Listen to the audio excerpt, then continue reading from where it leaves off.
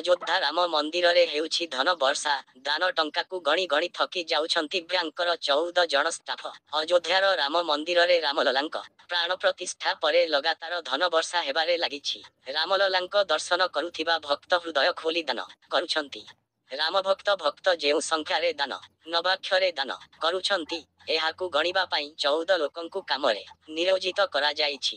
ରାମ ମନ୍ଦିରରେ କେବଳ ଦାନ ବାକ୍ଷରେ ରାମଭକ୍ତ ରକ୍ତ ଦାନ କରୁଛନ୍ତି। ଅନ୍ୟପଟେ ଅନଲାଇନ ଆକାଉଣ୍ଟରେ ମଧ୍ୟ ହୃଦୟ ଖୋଲି ଲୋକେ ଦାନ କରୁଛନ୍ତି। ରାମ ମନ୍ଦିରରେ ଧନ ବର୍ଷା ଏପରି ହେଉଛି, ଦାନ ବାକ୍ଷକୁ ବହୁବାର ଖୋଲିବାକୁ ପଡୁଛି।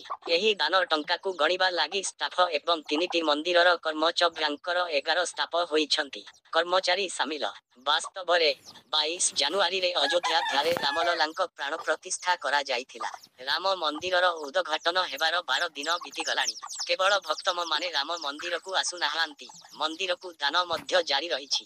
ରାମ ଆଇ ମନ୍ଦିର ଟ୍ରଷ୍ଟ ଅନୁଯାୟୀ ରାମ ଲଲାଙ୍କ ପ୍ରାଣ ପ୍ରତିଷ୍ଠା ପରଠାରୁ 25 ଲକ୍ଷରୁ ଅଧିକ ରାମ ଭକ୍ତ ରାମ ଲାଲାଙ୍କୁ ଦର୍ଶନ କରିଛନ୍ତି।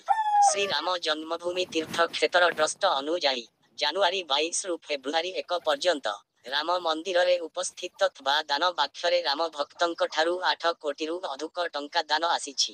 ଅନଲାଇନରେ ପ୍ରାୟ ପ୍ରକାଶ ଗୁପ୍ତା କହିଛନ୍ତି ଯେ 4ଟି ଦାନ ବାକ୍ଷରେ ନୈବେଦ୍ୟ ଉପରେ ନଜର ରଖିବା ପାଇଁ ଏକ ଟିମ୍ ଗଠନ କରାଯାଇଛି, ଯେଉଁଥିରେ ବ୍ୟାଙ୍କର 11 ଜଣ କର୍ମଚାରୀ ଏବଂ ମନ୍ଦିର ଟ୍ରଷ୍ଟର 3 ଜଣ କର୍ମଚାରୀ ଅଛନ୍ତି। ସେମାନେ ବିଭିନ୍ନ କାଉଣ୍ଟରରେ ଉପସ୍ଥିତ ରହି ଦାନ ବାକ୍ଷରେ ଥିବା ଅଫର ଉପରେ ନଜର ରଖୁଛନ୍ତି।